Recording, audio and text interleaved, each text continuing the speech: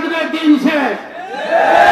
ছাত্র জনতার বাংলাদেশ জঙ্গি नाटक दिन शेष। तौहीद की अमानत सीनों में है हमारी, तौहीद की अमानत सीनों में है हमारी, आसानी ही मिटाना नाम निशा हमारा। इस्लाम हाटहाजारी पौरसभा কর্তৃক আয়োজিত আজকের এই সম্বর্ধনা অনুষ্ঠানের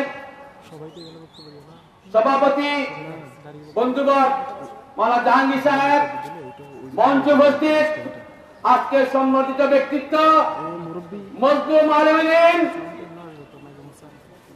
তৌহিদের মুয়াজ্জিন সাবনাক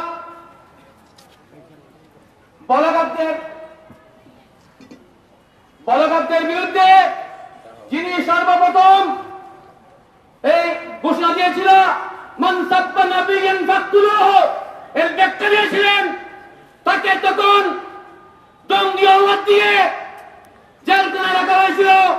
আজকে সেই ব্যক্তিত্ব বীর পুরুষের মতো মাথা নত না করে দেশে তারপরে বেড়াচ্ছে, আর যারা তার বিরুদ্ধে অপবাদ দিয়েছিল তারা কড়া পাতায় আশ্রয় নিচ্ছে।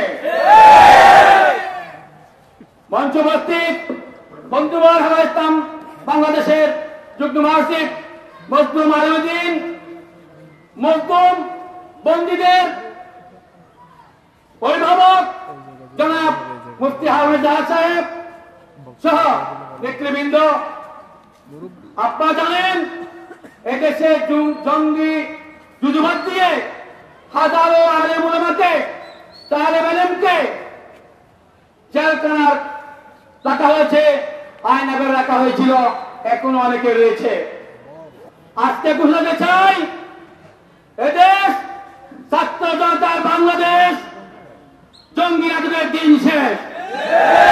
ছাত্র জনতার বাংলাদেশ জঙ্গি নাটকের দিন শেষ। জঙ্গি নাটক দেখাবেন না।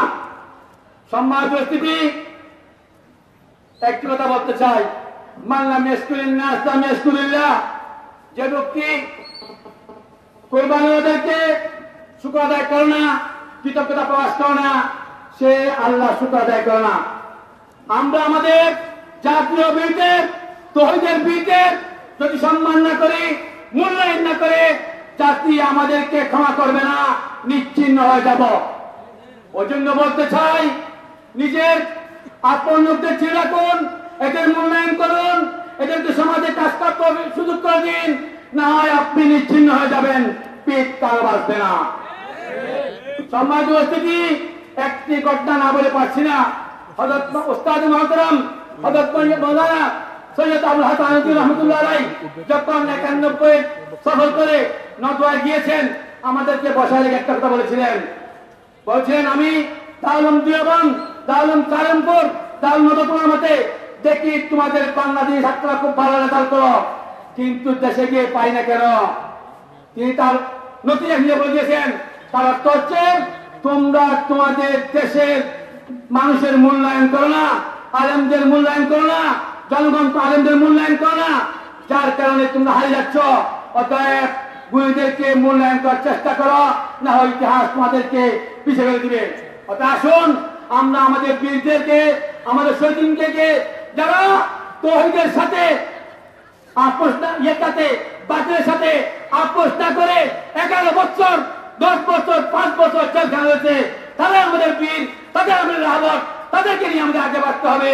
আল্লাহ তাআলা আমাদের তৌফিক দান করুক। আসসালামু আলাইকুম ওয়া রাহমাতুল্লাহ।